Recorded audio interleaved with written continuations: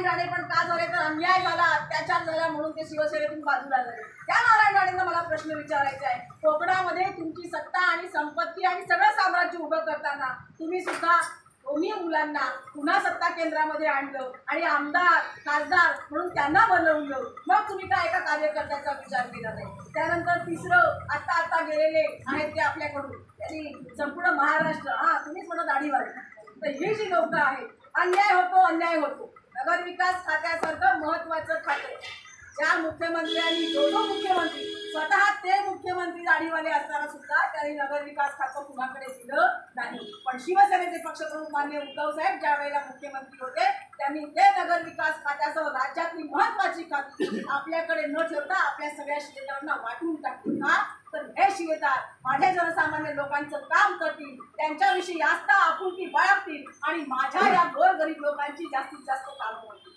पण यांनी त्या माध्यमातून नगर विकासच्या माध्यमातून स्वतःचे खिसे भरले आणि आपली दुकानदारी निर्माण केली। या दुकानदारीच्या माध्यमातून महाराष्ट्रामध्ये वेगळ्या ठिकाणी पैसा बुडवला, तो पैसा करदात्यांचा होता, दाखवताना असं दाखवलं स्वतःनेच पैसा बुडवला। यांनी सुद्धा काय केलं, स्वतः मुख्यमंत्री पुन्हा मुलगा कोण पाहिजे, खासदार पाहिजे, जर आता नवीन संघटना नवीन हे तर याच्यामध्ये सुद्धा त्यांच्याबरोबर त्यांच्या नेत्याचा फोटो। मला हे म्हणायचं आहे की तुम्ही ज्या वेळेला बाहेर निघता त्यावेळेला म्हणता की अन्याय झाला आणि बाहेर निघाल्यावरती तो अन्याय दुरुस्त करताना त्या अन्यायाचं न्यायामध्ये परिमार्जन करताना पुन्हा तुमच्याच एका बाळांना तुम्ही करता। अहो हा तर विचाराचा वारसा आहे, प्रबोधनकार ठाकरेंनी दिलेला विचारांचा वारसा, हिंदुहृदय सम्राट बाळासाहेब ठाकरे यांचा वारसा, तो वसा आलेला आहे आमच्या पक्षप्रमुख उद्धव साहेबांच्याकडे। आणि याच्याही पुढचं आमचं नेतृत्व हे अतिशय कणखर आहे, हे अतिशय जाज्वल्य आहे, हे अतिशय संपूर्ण महाराष्ट्रासकट देशाला पुढे नेऊन घेणारं आहे। आणि ते नेतृत्व म्हणजे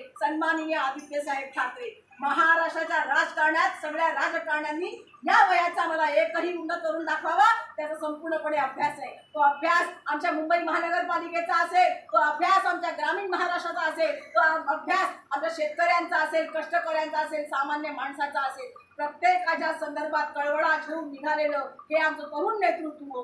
म्हणून शिवसेनेला भविष्यामध्ये अतिशय सोन्याचे दिवस येणार आहेत। पण खऱ्या शिवसेनेला कोणत्या शिवसेनेचं विचार बोलतात नाही। आपल्याला तोल सोसावी लागेल, आपल्याला त्रास आहे, संघर्ष आहे, पण एक लक्षात ठेवा, सोनं सुद्धा आगीमध्ये पडल्याशिवाय त्याला बावन कशी म्हणत नाही, त्याला ती झळाळी येत नाही। आज आपण आगीमध्ये आहोत, संघर्षामध्ये आहोत, पण एवढ्यासाठी आहोत की महाराष्ट्रामध्ये पुन्हा एकदा 52 कशी खणखणीत नाणं या शिवसेनेचं तयार झालं पाहिजे। आणि या माध्यमातून आजच्या दिवशी सन्माननीय हिंदुहृदय सम्राट बाळासाहेब ठाकरे यांना आदरांजली वाहताना आम्ही हेच म्हणतो, साहेब आले किती गेले किती आणि उडाले भरारा, परंतु आजही संपूर्ण महाराष्ट्रासकट संपूर्ण देशामध्ये खऱ्या शिवसेनेचा दरारा याच्यापेक्षा दुसरा हा संघर्ष आहे।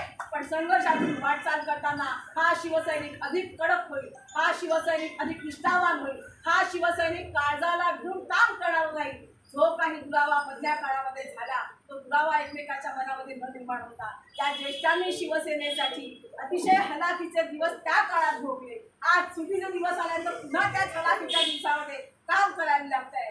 सतरंजा उचलणारा आमचा सर्वसामान्य शिवसैनिक आजही सतरंजा उचलतो। जे खुर्च्यावर बसले ते खुर्च्या सकट पडून गेले, पण आजही माझा सामान्य शिवसैनिक हा याच ठिकाणी याच मातीत राहून हिंदुहृदय सम्राट शिवसेना प्रमुखांचे विचार, महाराष्ट्र हिताचे विचार, देशहिताचे विचार, राष्ट्रहिताचे विचार हे संपूर्ण खेडोपाड्यामध्ये गल्ली खोड्यामध्ये पसरवण्याचं काम करतो। हे काम सातत्यानं आपण करत राहूया। आदरांजली वाहताना हेच सांगतो, साहेब आजही आम्ही म्हणजे पूर्वी शिवसैनिक होतो, आम्ही कालही शिवसैनिक होतो, आजही शिवसैनिक आहोत आणि भविष्यामध्ये जोपर्यंत या खऱ्या शिवसेनेला सोन्याचे दिवस येत नाही ते आम्ही आणत नाही, तोपर्यंत आमच्या प्राणामध्ये रक्ताचा शेवटचा थेंब असेपर्यंत आम्ही केवळ शिवसेना, खऱ्या शिवसेनेचे शिलेदार आणि उद्धव साहेबांचे पाठीराखे, मातोश्रीचे पाठीराखे म्हणूनच कार्यरत राहू।